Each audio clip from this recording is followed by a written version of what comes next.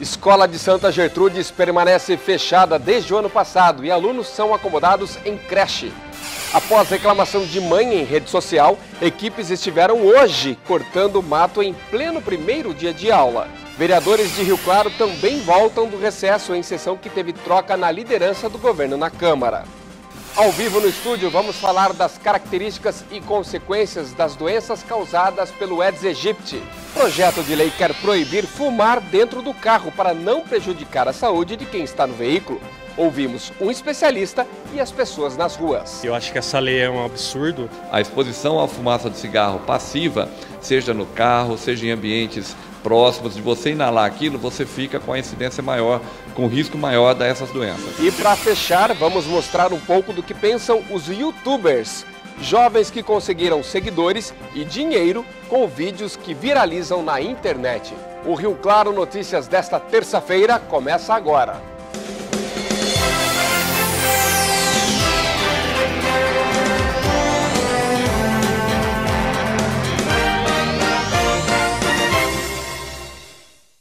Boa tarde. Volta às aulas, criançada preparada para um novo ano, tudo pronto para receber os alunos depois das férias, período ideal para os ajustes nos imóveis, outras questões também de estrutura resolvidas, certo? Errado. Volta às aulas, hora de retomar a rotina, mas não na Escola Municipal Lígia Buschinelli, em Santa Gertrudes. O portão fechado e o mato alto mostram que já há algum tempo nenhuma criança passa por aqui. A escola foi fechada em agosto para uma reforma, mas, por enquanto, nada de obra. As crianças foram transferidas para este prédio que fica atrás da Escola Municipal Lígia Buschinelli. Só que a situação aqui também não é das melhores. Isso porque no prédio funcionava uma creche e para os pais a estrutura é precária, já que se tratam de alunos mais velhos. Tem um banheiro para a criançada e escovação não vai ter, já acabaram de falar que vão reforçar em casa a escovação porque só tem um banheiro para um monte de alunos. Imagina um espaço de uma creche, colocar todas as crianças com carteira e cadeira, né, sem estrutura nenhuma, né? São 160 crianças estudando no local onde ficava a creche Pinguinho de Gente. E lembra do mato alto no prédio de cima? Mesmo estando em outro local, ele também pode ser perigoso para as crianças. Isso porque o que separa um espaço do outro é apenas um alambrado. E se tem bicho lá, aqui também tem. Passa rato, passa escorpião, tanto que a professora já até avisou que educação física, enquanto não limparem tudo, enquanto eles veem que não tem bicho nem nada, eles não vão ter educação física. A Márcia, inconformada com a situação, postou ontem em um grupo de rede social fotos do estado em que a escola municipal se encontra, totalmente abandonada. E aí, hoje pela manhã, funcionários da prefeitura estavam carpindo o local, no horário em que os pequenos chegavam para o primeiro dia de aula. Mas enquanto não tem outro jeito, a solução é se adaptar e também, é claro, questionar. Eu começar a deixar em casa ou com a minha sogra, é complicado porque o prefeito não vai fazer nada. Então a gente tem que vir, a gente tem que lutar pelos nossos direitos. Porque não é só as escolas que estão abandonadas. Por onde você andar, você vai ver que tem mato alto, a cidade, iluminação está precária, a cidade deixou de ser o que era. Agora, me responde você. Dia de volta às aulas é dia de cortar o mato, não dava para ter feito isso ontem? Deixar tudo limpo para as crianças voltarem? Nós entramos em contato com a Prefeitura de Santa Gertrudes, perguntando sobre a reforma da escola, porque ela não aconteceu e a escola permanece fechada, questionando a limpeza e também falando sobre a situação da creche. Afinal de contas, uma creche não tem a mesma infraestrutura de uma escola, então tem crianças grandes ali tendo que ser adaptadas no espaço da creche. Porém, até o momento do início do Rio Claro Notícias, não tivemos nenhum retorno. Quando tivermos, vamos trazer aqui para você uma satisfação da Prefeitura de Santa Gertrudes. Quem voltou das férias também foi a Câmara de Vereadores de Rio Claro. Ontem teve sessão, a primeira oficial do ano, com troca inclusive das lideranças do governo na casa. 11 de dezembro de 2017. Esta foi a última vez em que os vereadores estiveram reunidos para uma sessão na Câmara Municipal. De lá para cá, foram praticamente 2 meses. Apesar do recesso, o trabalho dentro da casa continuou. Já visto o número de requerimentos que hoje adentrou a sessão, os projetos de lei também já para a próxima, para para as comissões permanentes da casa avaliarem.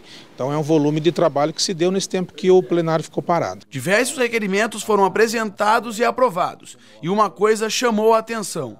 A maioria se referia a deficientes e crianças, como, por exemplo, o requerimento de autoria do vereador Irandeira Augusto, que visa a criação de um projeto de lei com o objetivo de conceder aos alunos da rede municipal de ensino uniformes e kits escolares. Pedindo ao prefeito fazer esse projeto para poder estar beneficiando essa família de baixa renda, porque eu me lembro que quando eu era pequeno, eu ia para a escola só para comer. Eu não ia para a escola para estudar. Além dos requerimentos, as comissões permanentes também foram pauta na sessão. E teve espaço também para a mudança. O então líder do governo, Rogério Seron, deu lugar ao vereador Paulo Guedes. Eu acho que isso foi uma opção do próprio prefeito municipal, João Teixeira Júnior, que em suas entrevistas explicou a questão do vereador Paulo Guedes ter sido escolhido, um vereador já experimentado, um vereador já de alguns mandatos aqui, então prevaleceu a experiência do Paulo. Bom, agora no Rio Claro Notícias o tema é saúde. Comigo aqui a doutora Suzy Berbert, ela que é médica infectologista da Fundação Municipal de Saúde. E vamos falar um pouquinho para você aí de casa sobre principalmente as doenças transmitidas pelo Aedes aegypti e em especial um pouquinho de febre amarela para você entender melhor esse assunto que neste ano tomou uma proporção ainda maior que já tinha repercutido em 2017. Doutora, obrigado pela presença. Obrigada a vocês, boa tarde a todos. Orientar o pessoal em casa. Começando pela febre amarela. Tem muitos casos confirmados no estado de São Paulo, principalmente, algumas mortes. Hoje, qual que é a principal forma de transmissão dessa doença para o ser humano? A gente tem alguns tipos de mosquitos que transmitem a febre amarela, potencialmente também o Aedes, que é um mosquito que já está no nosso meio e que transmite também dengue, chikungunya e zika. Os casos que estão acontecendo até o momento, todos eles foram transmitidos, foram adquiridos, inclusive naquela região de mata, na região periurbana, ou pessoas que se foram fazer trilha ou foram fazer aventuras em parques. Então, até o momento só existe a transmissão silvestre, não tem a transmissão urbana, não ainda foi documentado caso transmitido pelo Aedes, mas esse é o nosso grande medo, né? Porque o Aedes ele tem a proliferação na área urbana bastante avançada em muitas cidades. Se ele picar uma pessoa infectada com febre amarela, ele vai transmitir, ele vira transmissor. Essa é a preocupação, que o mosquito Aedes, que está presente nesses grandes centros, eles piquem pessoas então que estão com a febre amarela e também se tornem transmissores. A maneira da gente, além de combater o Aedes, a maneira da gente combater a febre amarela é combater o mosquito e também a vacina. Pelo menos nessa a gente tem a vacina, né? Com relação à gravidade da doença em relação às outras já faladas e conhecidas, dengue, chikungunya e o zika. A febre amarela ela é potencialmente bem mais grave, né? A gente tem visto os casos dos óbitos, apesar de que talvez tenha alguns casos que estão sendo tão leves que a pessoa nem percebe que tenha tido febre amarela, né? Mas essas regiões mesmo que têm contato com as matas, as pessoas têm pegado febre amarela, a quantidade de óbitos tem sido enorme, né? Casos de necessitar transplante de fígado, então preocupa realmente a gravidade da doença. Mas é tratável? A maioria é tratável, ela tende até ser, na maioria das vezes, uma doença benigna, vamos dizer assim. Sintomas diferem de outros sintomas, como da dengue, por exemplo, que são comuns, a pessoa tem as dores específicas, enfim? Os sintomas, eu não tive ainda a oportunidade, graças a Deus, de atender nenhuma febre amarela, né? Mas são muito comuns. Os sintomas iniciais são muito parecidos com o da dengue, da chikungunya, né? O zika não, que o zika não dá muita febre, mas a dengue, a chikungunya, a febre amarela já começa com uma febre relativamente alta, a febre amarela tende a ser a mais alta ainda, ela tem uma primeira fase que então seria indistinguível, febre, dor no corpo, dor de cabeça. O problema é que em determinadas pessoas esse vírus ele se interioriza, ele vai para as vísceras, ele vai para o fígado, e aí sim se torna uma doença muito grave. Aí a pessoa, sobretudo no fígado, que é um órgão assim de predileção, aí a pessoa fica amarela, porque inflama o fígado, libera uma substância que chama bilirrubina, então fica com aquele amarelo no banco do olho, fica com a pele amarela e às vezes evolui até com falência mesmo do fígado. Com relação à vacina, como a senhora bem colocou aqui, neste caso tem, e existe até o fracionamento como uma proposta de vacinar um maior número de pessoas. Aí muita gente fala, mas fracionando, a eficácia, né, diminui porque não é uma dose completa, tem muita gente preocupada, postos de vacinação com filas e filas durante uma manhã inteira do horário de atendimento. Como que está essa situação? Não é uma realidade nossa, né? Como a Rio Claro e algumas cidades da região não são consideradas áreas de risco para a febre amarela, a gente não tem circulação do vírus aqui, ainda bem. A gente tem uma vigilância dos macacos, a gente tem feito uma orientação, né? Então é mais ou menos o que a gente escuta falar na imprensa. Acharam um macaco morto, o que é importante? Notificar, para capturar. A gente tem a região que acho que tem macaco naquela área de Japi para frente, assim, eu não sei bem ao certo, mas a gente tem algumas regiões que estão sendo monitorizadas. Então a nossa realidade ainda é ser considerada uma área livre de circulação do vírus de febre amarela.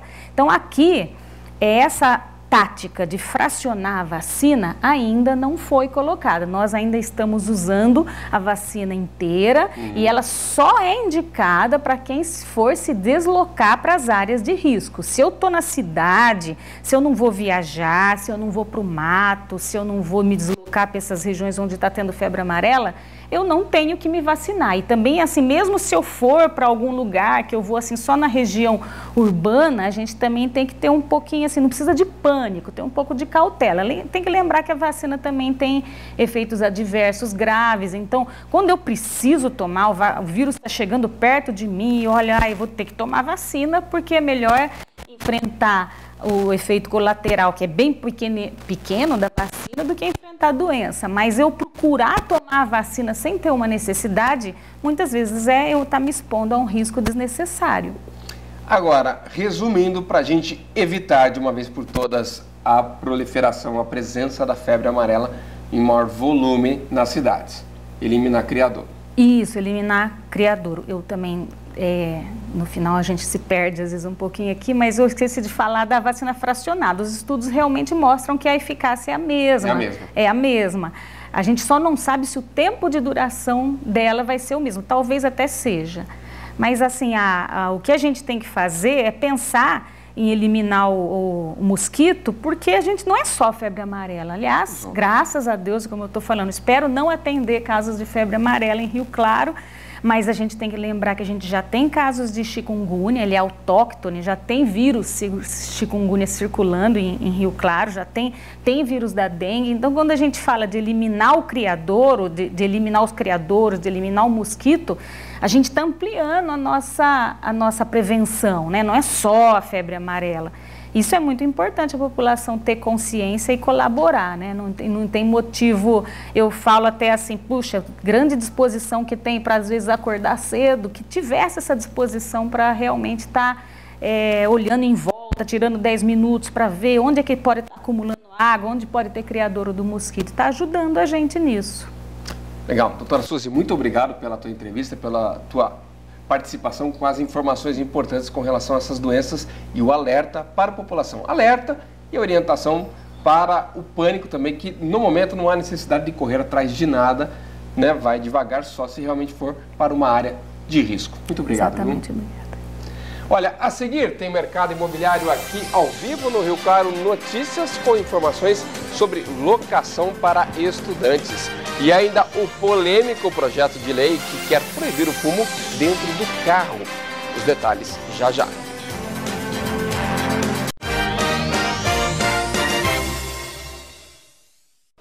Faleceu nesta madrugada o repórter Jugurta Hit. O jornalista, que completaria 70 anos em 2018, também era radialista e ficou conhecido na cidade pelas coberturas policiais que costumava realizar. Ele estava internado desde o fim de dezembro com problemas renais. O corpo está sendo velado aqui no velório municipal e o enterro acontece amanhã às 8h30 da manhã. Falar agora de um projeto de lei que deve, se for aprovado, mais uma vez atingir os fumantes. A proposta agora é proibir o cigarro aceso dentro do carro, o que, segundo especialistas, agride a saúde de quem não tem o hábito, mas está no veículo. Faz 8 anos que a gente vê essa placa por aí. É proibido fumar, diz o aviso que eu li. Fumar em locais fechados é proibido e a multa é salgada. A resolução de 2009 também proíbe o consumo de cigarros no transporte público e dentro dos táxis. Agora, uma nova regra quer estreitar ainda mais as coisas. Que é proibido fumar. Um projeto de lei do Senado, que está em tramitação na Comissão de Constituição e Justiça, quer proibir os fumantes de consumirem cigarros enquanto dirigem. Se o projeto de lei for aprovado, o valor da multa pode chegar a R$ 130. Segundo os senadores que propuseram a lei, o objetivo da medida, além de preservar outros motoristas, é proteger também principalmente quem está aqui, no banco de trás. O intuito da proposta também é proibir a ação de fumar na presença de crianças e adolescentes, para que eles não se tornem fumantes passivos. A possível alteração dividiu opiniões nas ruas, inclusive entre quem fuma. A gente é compulsivo, quem fuma, né? Então eu não concordaria. Não tem como fumar dentro do veículo com gente, tem gente que não fuma, né? Então incomoda, né? Tem criança, tudo, né? Idoso. Então eu acho que tá certo. Seria ótimo, né? Fumar já não faz bem para a saúde, né? Principalmente dirigindo, né? Eu acho super certo, porque enquanto você está fumando, você está com a distração, está se distraindo, né? É bom que dá segurança não só para mim, como para os outros, né? Para este pneumologista, a decisão é de extrema importância, já que muitas doenças, não apenas respiratórias, aparecem por causa do cigarro. Se a gente considerar que em torno de quase 40% dos cânceres que existem são relacionados ao tabaco, e se a gente parasse de fumar hoje, todo mundo parasse de fumar hoje, pelos próximos 40 anos, a gente ainda teria doenças relacionadas ao tabaco, a importância de restringir os locais para quem não tem o hábito de fumar ou não tem o vício, se proteger e proteger essa população é fundamental e é eficaz. Mas não é todo mundo que concorda com isso. Eu tenho direito de fumar dentro do meu veículo, né? Eu pago os impostos, tudo correto, e o veículo é meu. E eu acho que essa lei é um absurdo, porque a gente tá perdendo alguns direitos aí, esse direito aí de fumar. A gente já não pode fumar em lugar coberto. Não está atrapalhando ninguém e não perde a concentração na direção, a gente dirige normalmente, então eu sou totalmente contra essa nova lei aí do Senado. Ainda segundo o médico, a medida pode fazer com que os motoristas fiquem mais atentos ao volante. Você tem a questão de distração também, de estar acendendo o cigarro e o risco à pessoa que está junto, exposta às doenças pulmonares, ao risco de câncer, doenças cardiovasculares. A exposição à fumaça de cigarro passiva, seja no carro, seja em ambientes próximos, de você inalar aquilo, você fica com a incidência maior, com o risco maior dessas doenças. Que é proibido fumar, que é proibido fumar. Olha, você que está procurando emprego, tem vagas disponíveis no posto de atendimento ao trabalhador aqui de Rio Claro. Vamos conferir.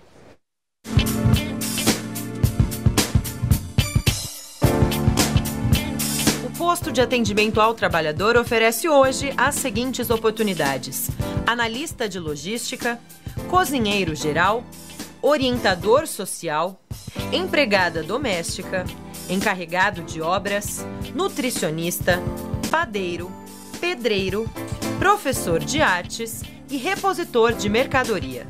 Os interessados devem ir até o pátio que fica na Avenida 3, número 536, no centro, portando RG, CPF e carteira de trabalho com o número do PIS ativo. Depois do intervalo tem previsão do tempo e também um bate-papo com uma galera que coloca toda a criatividade e uma linguagem especial para atrair seguidores. São os YouTubers. Os detalhes já agora são 12h56.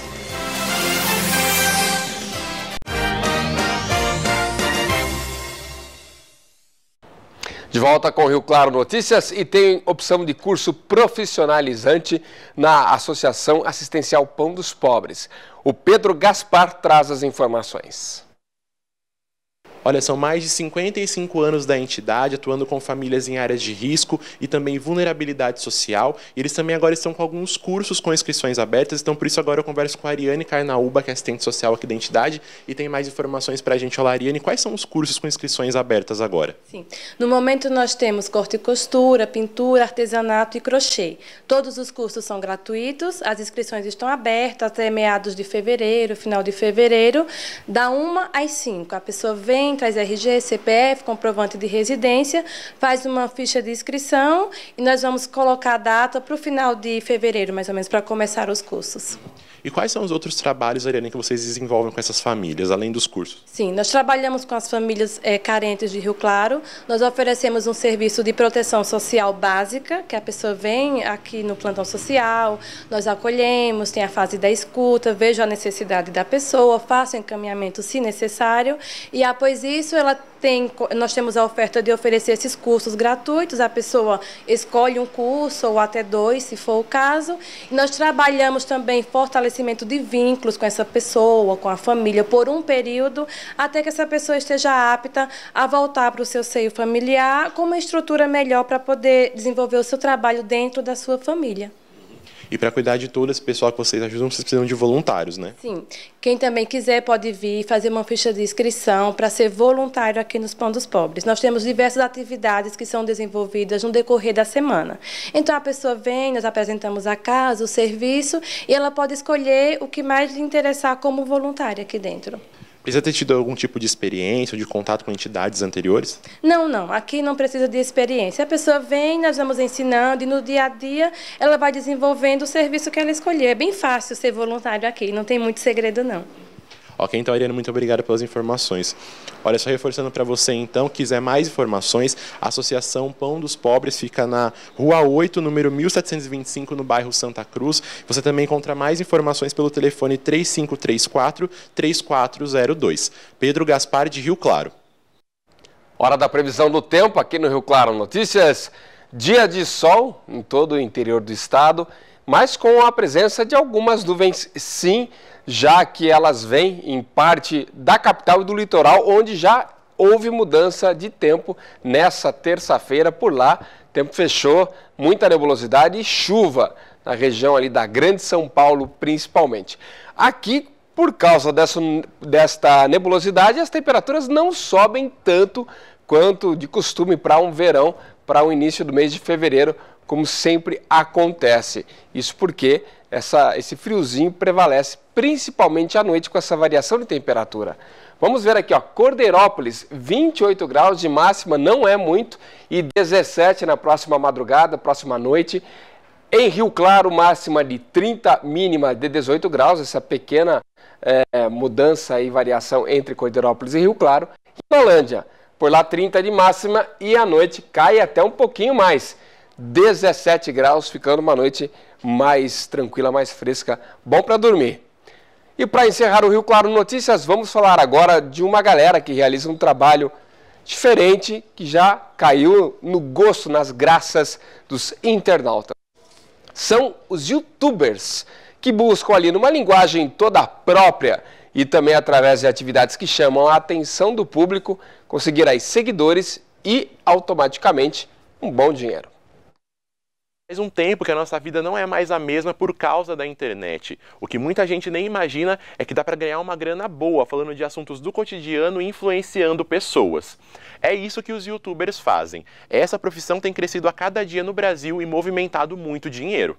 E aí, senhoras e senhores, beleza? Aqui quem tá falando é o Sr. Pedro e pessoal, sejam bem-vindos a mais um vlog aqui no meu canal. O Pedro é de Cordeirópolis e começou a viver do dinheiro que ganha na internet há 2 anos. Quando falamos Senhor Pedro, pode até parecer que vamos entrevistar alguém muito mais velho, mas o título é usado só no YouTube, onde o jovem de apenas 19 anos acumula mais de 1 milhão de inscritos. Começou em 2010, que eu comecei a fazer tutorial na internet. Foi indo, tinha um computador bem velho e tal, fui indo. Há uns 2 anos, estourou. Recentemente ele se mudou para Rio Claro, mas não veio sozinho. Com ele moram mais 4 youtubers. Todos eles mudaram de estado e deixaram a casa dos pais para viver um sonho que há muito tempo já não é mais construído por uma pessoa só. Juntos eles somam mais de 400 milhões de visualizações no YouTube. Aqui todo mundo edita e produz os próprios vídeos. Só o Pedro posta 3 por dia, 21 vídeos por semana. Todo vídeo tem que ter uma coisa nova, diferente, um tema diferente, um assunto diferente. Então é difícil, às vezes a gente fica sem ideia, tem que, sei lá, andar pela casa, ficar pensando que é tenso. Cada personagemzinho tem a roupinha dele, e aí tem que atuar, fingir coisa e tal. A gente cria uma série normal dentro de um próprio jogo. E a gente até criou o Despacito. Então, tipo assim que o Despacito veio, não foi? Aí, pô, a gente, caramba, tem que fazer. A gente fez até uma parceria com a Bibi, que é uma do nosso grupo também, que ela tem 4 milhões hoje, mais de 4 milhões de inscritos. E aí a gente fez a paródia do Despacito. E hoje a paródia é, acho que a 5ª ou 6ª na lista do YouTube. Chega disso, quero ser do bem, parar de ser bandido. Já pode minerar sem correr mais perigo. Prometo não vou mais quebrar o seu abrigo. Eles também se encaixam em um outro número que só cresce. É que, de acordo com o próprio YouTube, dos 100 maiores canais do Brasil, 25 são sobre games. O que tem atraído a maioria dos adolescentes é a possibilidade de ganhar dinheiro com os vídeos. Dá para pagar todas as contas e ainda... Sobra um pouquinho. Sobra um pouco. Mas o principal é que muita gente pensa que eles ganham muito e o trabalho é fácil. Não, tem que trabalhar muito, dedicação, e tem que ter o foco no trabalho. Os meninos não falam em valores, mas de acordo com um levantamento feito por uma revista americana, os donos de canais recebem algo entre 60 centavos e R$5 a cada 5 mil views. Há quem diga que o virtual é terra de ninguém. Eles garantem que não. Na verdade, a responsabilidade é com as marcas, mas muito mais do que com as marcas é com o público, com o nosso tipo de público. Sim. Principalmente que a gente trabalha com o público mais infantil e tudo. Então, tudo que a gente vai postar, tudo que a gente vai fazer, não só no canal, mas como o Adriano está falando em redes sociais, tudo, a gente tem que ter um cuidado com o que vai chegar para esse público. E a marca acaba olhando muito isso também. E se assim como tudo na vida, a internet também está em constante evolução, a solução é sempre se reinventar. A gente escuta muito a história de que o YouTube vai acabar já há uns 3, 4, 5, 6, 7 anos. Toda vez o YouTube começou. Desde quando ele começou, o YouTube vai durar 1, 2 anos. E foi indo. Passou 1, 2 anos, mais 1, 2 anos. E vai indo. O formato, propriamente, eu acho que não vai acabar. Eu acho que ele vai se adaptar. Sim. E a gente vai ter que se adaptar também. Muito obrigado a todo mundo que assistiu. Minhas redes sociais estão aqui embaixo. Deixa o like, como eu disse. E tchau!